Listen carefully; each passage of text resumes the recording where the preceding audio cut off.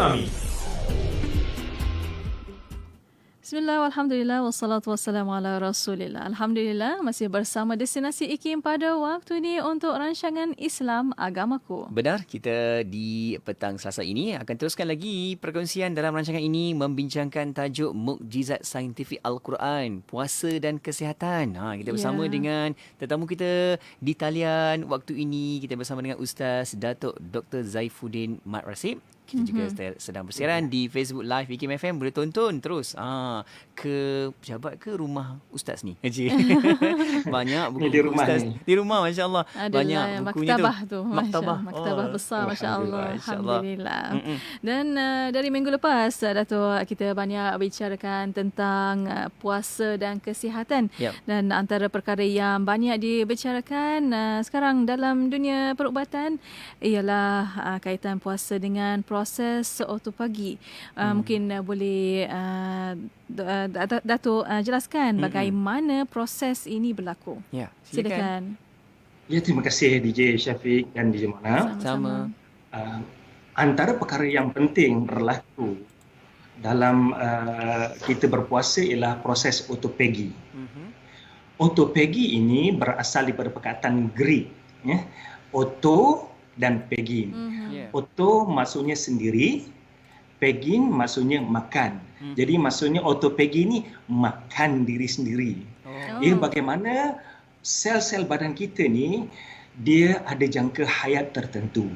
Dalam tubuh kita ada lebih kurang 70,000 trilion sel. 70 trilion sel. So 70 trilion sel ini dia ada yang hidup dan sentiasa ada yang mati setiap hari.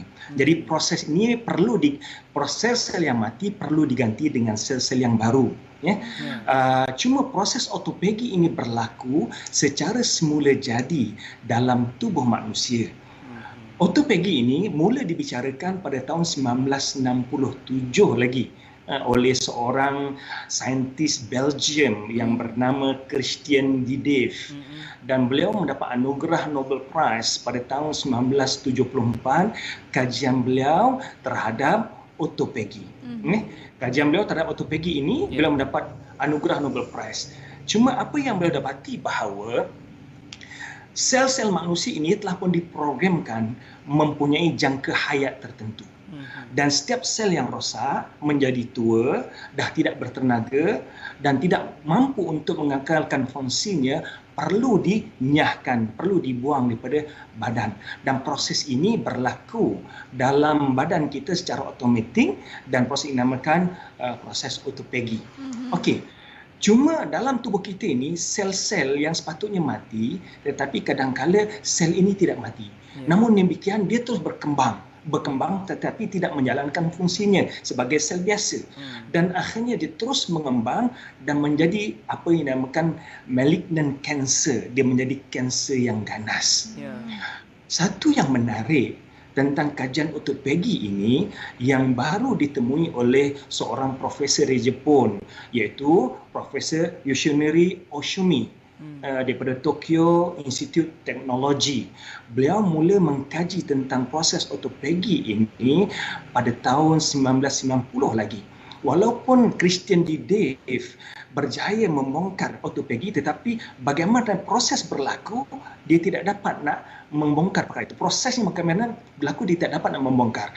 Namun Profesor Yoshinori Oshumi sejak tahun 1990 lagi mengkaji perkara ini, dan akhirnya pada 3 November 2016 beliau juga mendapat anugerah Nobel Prize dengan kajian beliau terhadap otopagi. Dan kajian beliau lebih mendetail tentang otopagi, di mana dikaitkan sekali dengan puasa, di mana beliau mendapati bahawa proses otopagi hanya berlaku sekiranya seorang itu berpuasa, tidak mengambil makanan dan minuman dalam jangka masa minimum 12 jam. Dan rata-rata umat Islam berpuasa di seluruh dunia antara 12 jam hingga 16 jam. Dan apa yang menarik yang ditemui oleh Dr. Yoshinori Oshumi ialah bahawa proses otopagi yang berlaku dalam badan ini apabila badan kita tidak mendapat makanan dalam jangka masa 12 jam ke atas ini, ketika itu, maka ketika itu sel-sel yang mati akan dibuang. Jadi ruang untuk berlakunya, terbentuknya malignant cancer daripada sel-sel yang sudah tidak sepatutnya wujud berkurangan. Jadi penemuan yang ditemui oleh Dr. Oshimi di sini bahawa proses autophagy dengan seorang itu berpuasa boleh mengurangkan risiko mendapat kanser. Yang pertama. Yang kedua, dalam kajian beliau juga mendapati bahawa proses autophagy boleh menyebabkan seorang itu akan mengembalikan peranan imun sistem untuk mempertahankan badan beliau. Mungkin imun sistem dia makin lama makin lemah, tetapi dengan berpuasa dia akan dapat mengembalikan peranan imun sistem bagi mempertahankan badan mereka daripada sebarang benda asing yang datang menyerang tubuh mereka. Yang ketiga, Dr. Oshimi juga mendapati bahawa proses autophagy apabila ia berlaku di kala mana seorang itu berpuasa, dia akan dapat mengurangkan proses ataupun risiko kardiomyopati. Kardiomyopati inilah penyakit yang berkaitan dengan otot jantung ataupun mudah serangan lemah jantung. Jadi autophagy, proses ini akan dapat menguatkan jantung kita untuk mengepam dengan lebih baik. Ataupun kadang-kadang ada orang yang jantungnya terlampau over, bekerja terlampau lebih sehingga mengepam. Denyutan nadi kita ni kalau lebih 100 denyutan 1 minit, dia dah kira berlebihan. Ataupun terlampau rendah sekiranya bawah daripada 60 denyutan nadi. Ya.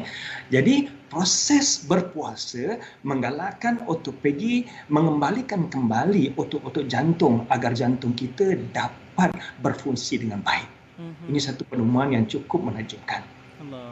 Kemudian Dr. Oshimi juga mendapati bahawa proses autophagy dapat reverse aging process ataupun dapat melambatkan aging process ataupun proses penuaan.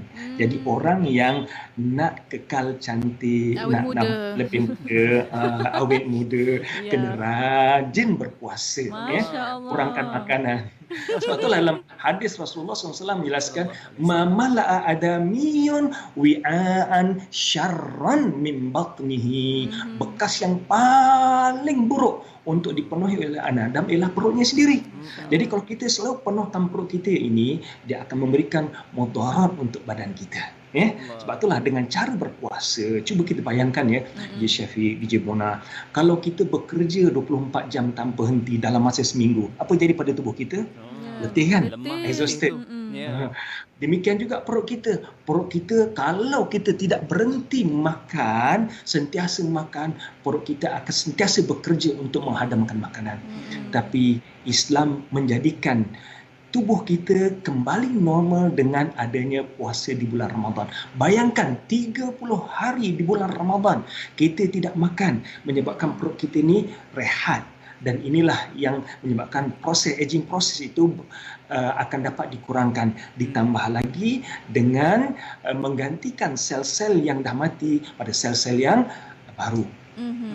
Yang seterusnya, Dr. Oshimi juga mendapati bahawa proses autophagy yang berlaku disebabkan seorang itu berpuasa akan dapat mencegah infectious disease, penyakit-penyakit berjangkit. Sekarang ini kita banyak berbagai-bagai penyakit berjangkit. Antara perkara yang boleh untuk menjadi sistem pertahanan badan kita yang terbaik ialah dengan kita berpuasa. Seterusnya, antara penyakit yang selalu dihadapi oleh orang ramai, untuk makluman, Malaysia nombor 1 di Asia Tenggara ini penyakit diabetik, obesiti dan diabetik. Malaysia nombor 1 di Asia Tenggara. So ramai penduduk Malaysia yang mengidap penyakit diabetik. Terutamanya diabetik type 2, type yang kedua, mudah boleh diatasi dengan seorang itu berpuasa. Sebab itulah Nabi sebutkan khairus siyam siyami Daud. Sebaik-baik berpuasa ialah puasa Nabi Daud. Sehari berbuka, sehari berpuasa. Cumanya mungkin kita sebagai orang awam tidak dapat nak berpuasa macam Nabi Daud. Paling kurang kita dapat berpuasa di bulan Ramadan. Kita berikan selama 30 hari tubuh kita untuk rehat daripada terus bekerja dan ini menjadikan tubuh kita akan menjadi lebih sehat. Satu lagi yang menarik, apa yang ditemui oleh Dr. Oshimi ialah bahawa proses otophagy ini dapat mengurangkan risiko degenerative diseases. Masalah degenerative diseases ini yang banyak menyerang dunia sekarang, masalah jantung, masalah kanser dan sebagainya, ia dapat dikurangkan dengan kita berpuasa. Dan kajian yang ditemui oleh Dr. Oshimi, baru saja beliau mendapat anugerah Nobel Prize pada tahun 2016. Sedangkan Nabi Muhammad telah memerintahkan kita berpuasa 1400 tahun lalu. Bukan hanya puasa Ramadan, bahkan Nabi menggalakkan kita puasa-puasa yang lain.